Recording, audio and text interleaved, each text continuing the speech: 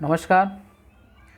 Already इनके हस्तरेखा का analysis अपन कर चुके हैं और इनका न्यूमरोलॉजी का भी अंक ज्योतिष का वीडियो भी रेडी है, वो भी मैं अपलोड करूँगा।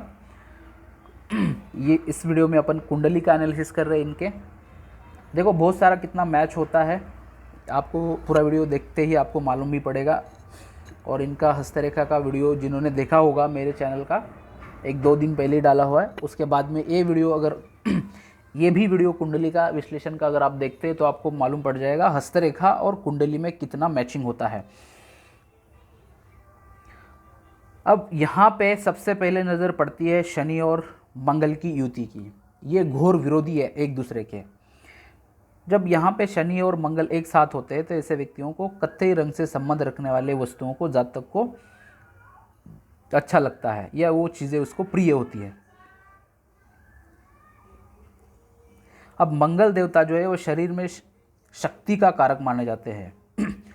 जो शरीर में स्फूर्ति होती है या ललक होती है, किसी भी कार्य को तत्काल करने की क्षमता और ललक, ये सब मंगल पर निर्भर करती है। जबकि दूसरी तरफ शनिदेव आलस्य के कारण माने जाते हैं।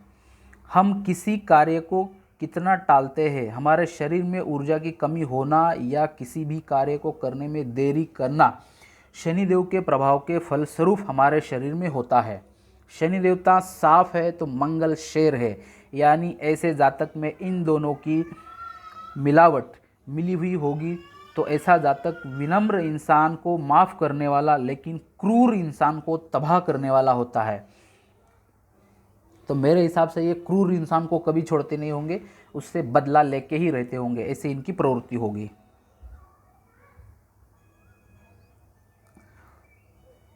अब दूसरा यहाँ ध्यान जाता जो है वो बुध और शुक्र की युति, जो दसम भाव में। शुक्र के साथ बुध और बुध के साथ शुक्र की युति इन दोनों के शुभ प्रभाव को बहुत ज़्यादा बढ़ा देती है। धन धान्य योग में से यह योग एक योग है, यूनिक योग माना जाता है। यह योग वृष, मिथुन, कन्या, तुला, मीन राशि में बहुत बली होता है, अन्य राशियों में सामान्य बली होता है। शुक्र बुध का पाप ग्रहों से दूषित या पीड़ित होना इस योग की शुभता को कम भी कर देता है। अब उसके बाद में जो नजर आती है सप्तम भाव में, जो गुरु, जब यहाँ पे गुरु बैठते हैं तो ऐसा व्यक्ति शारीरिक रूप से सुंदर और आकर्षक व्यक्तित्व का मालिक होता है। लोग आपसे मिलकर प्रसन्न होते होंगे, अर्थात आपके आकर्षण के कारण लोग आपसे मिलकर आपके वशीभूत भी होते होंगे। आपकी वाणी आकर्षक होगी और प्रभावशाली भी आप होंगे। कुशाग्र बुद्धि और विद्या संपन्न व्यक्ति होते हैं ऐसे। अब सप्तम भाव में जब बृहस्पति बैठते हैं तो यहाँ पे बृहस्पति बैठने से व्यक्ति की कामुक प्रवृत्ति बढ़ा देते हैं। हर कोई व्यक्ति शुक्र दिखते हैं तो बोला जाता है कि ये कामुक प्रवृत्ति बढ़ा देता है, ऐसा नहीं है। अगर आप एस्ट्रोलॉजी में अगर सप्तम भाव में बृहस्पति देव बैठते हैं तो भी व्यक्ति बहुत कामुक बन जाता है। और यहाँ स्थित कभी कभी व्यक्ति अभिमानी भी बनता है, लेकिन इनका अंत एक अपने आप पे एक निर्भर होता है।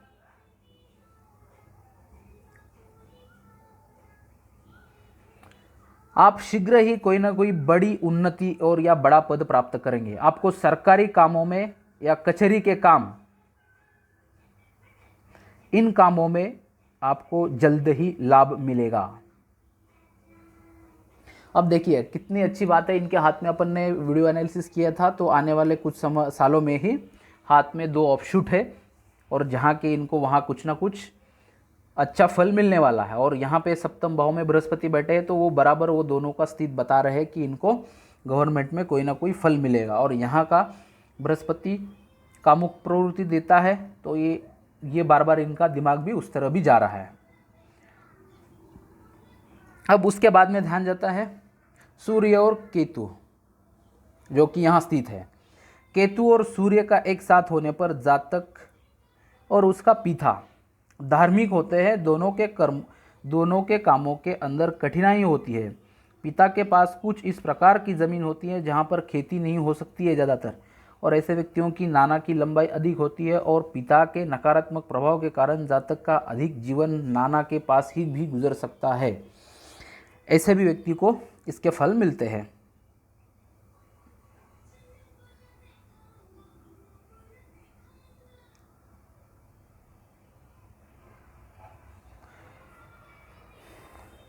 अब उसके बाद में चलते हैं इनके तृतीय भाव में, जो कि यहाँ राहु बैठे हैं। तृतीय भाव में स्थित राहु का जो फल है वो अरिष्टनाशक और दुखनाशक माना गया है, इसलिए आप निरोगी और बलवान भी होंगे। ऐसे व्यक्ति में बाहुबल खूब होता है, पराक्रमी और साहसी होते हैं, उद्योगी, प्रतापी, दृढ़ विवेकी और खूब यात्राएं करने वाले होते हैं ऐसे व्यक्ति। लेकिन एक यहाँ पे ये इसका निगेटिव फल मिलता है, ऐसे व्यक्ति तीव्र बुद्धि के होते हुए भी बहुत चंचल स्वभाव के होते हैं। आपकी कीर्ति दूर दूर तक फैलेगी। आप यशस्वी, प्रतिष्ठित और दान पुण्य पर विश्वास करने वाले व्यक्ति हैं। अगर बुरा कुछ होता है उसके लिए भी ये बहुत दूर तक फैलाएगा और अच्छा होने से भी फैलाएगा। राहु के दोनों कार्य होते हैं।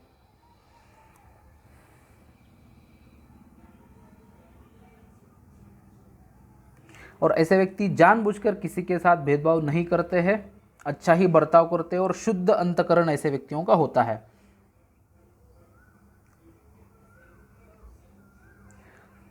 अब जब यहाँ पे नवम भाव में केतु जो बैठे हैं अकेले, अब केतु के बारे में अपन बात करेंगे।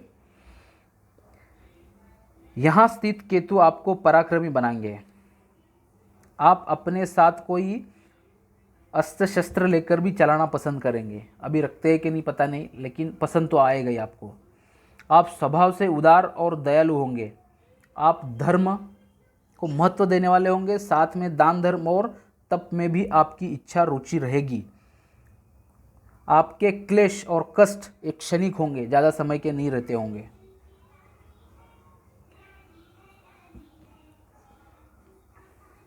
आपको विदेश से लाभ 100% होगा। मैंने आपके हाथ पर भी बोला था, हस्तरेखा पे भी मैंने बोला था, यहाँ पर भी दिख रहा है। और वहाँ से भी आपका अच्छा खासा उसी माध्यम से भाग्योदय भी हो सकता है।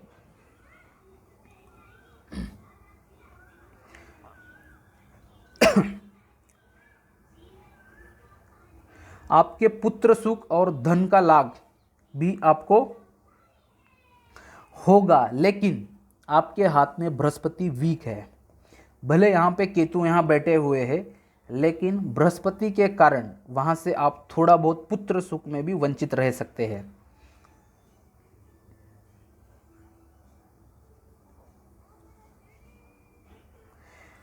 दूसरा, जब 90वें भाव में केतु बैठता है तो व्यक्ति सरकार के माध्यम से भी लाभ कराता है। यहाँ का केतु तो बार बार घूम के बात वहीं आ रही है, तो मेरे हिसाब से इनका 100% गवर्नमेंट जॉब में सिलेक्शन होगा। लेकिन माता पिता के सुख में कमी लाएगा 100%। आपका बृहस्पति वीक है, आपके हस्तरेखा में दिखाए हुए और मैंने बताया भी हुआ है। कभी कभी आपके द्वारा किए गए धार्मिक कृत्य दिखावा मात्र भी होते होंगे। आपके द्वारा आपके भाइयों को कष्ट 100% मिलेगा। संतान संबंधी आपको चिंता रहेगी, सताएगी।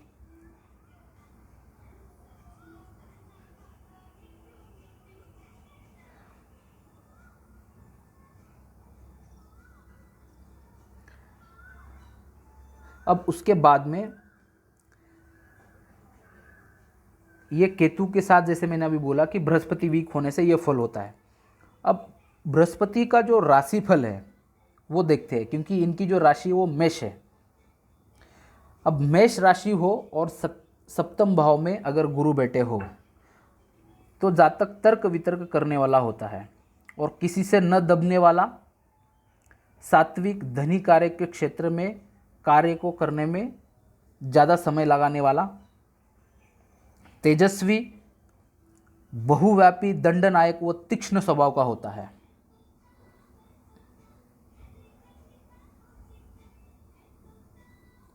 अब यहाँ पे जो सिर्फ अकेले जो छठे भाव में शनि जो बैठे हैं, इनका क्या फल है? यहाँ स्थित शनि अधिकांश मामलों में आपको शुभ फल देने के स्थिति में है, लेकिन मंगल साथ में बैठे इसलिए वो आपके फल नहीं दे पाएंगे। ये एक गलत फल यहां पे आपको मिल रहा है। आपकी जो पाचन शक्ति है वो अच्छी होगी, भूख ज़्यादा लगती होगी, खाने पीने में रुचि रखते होंगे, अच्छे वक्ता और तर्क कुशल भी होने का प्रयास करते होंगे, लेकिन आपको ये जमा नहीं रहा होगा क्योंकि मंगल आपको यहाँ पे दबा रहा है।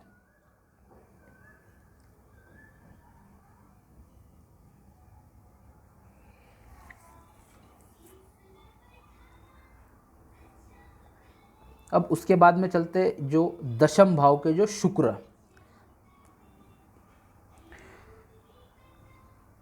अब दशम भाव का जो शुक्र है काल पुरुष कुंडली के अनुसार शनि के घर में विराजमान होता है। पिता के लिए शुक्र माता से शासित बताया जाता है और माता के लिए पिता सही रूप से किसी भी काम के अंदर हाँ में हाँ मिलाने वाला माना जाता है। छोटा भी कुकर्मी बन जाता है और बड़ा भाई आराम मतलब बन जाता है।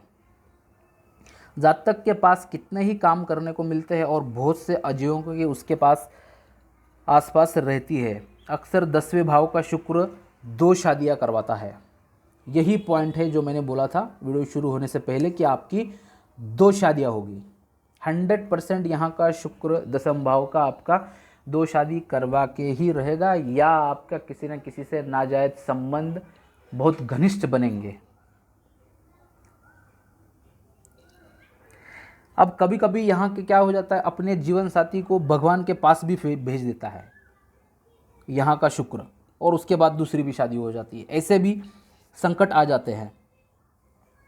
अब ये कैसे मालूम पड़ेगा? तो ये इनके वाइफ का जब ये एनालिसिस करेंगे तभी ये इसमें मालूम पड़ जाएगा। इनके इससे तो ये मालूम नहीं पड़ेगा कि इनके वाइफ का क्या है।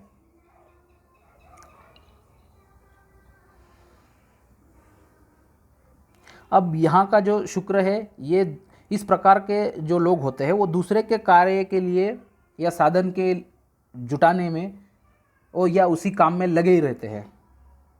दूसरा, दशम भाव के शुक्र वाला व्यक्ति महिलाओं के लिए काम करने वाले माने जाते हैं और किसी न किसी प्रकार से घर को सजाने वाले, कलाकारी में काम, कढ़ाई, कशतदारी, पत्थरों को तराशने का काम आदि 10वें भाव के शुक्र जातक के पास करने वाले को ही मिलते हैं।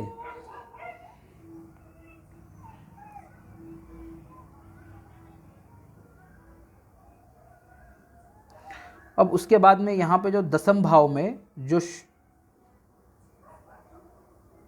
शुक्र बैठे हैं, दशम भाव का शुक्र अगर वो अकेले होते हैं, दशम भाव का बुध अगर यहाँ अकेला होता तो ये आपको राजयोग का कारण माना जाता, लेकिन साथ में शुक्र बैठे हैं, इसके कारण थोड़ी सी यहाँ पे प्रॉब्लम आ रही है।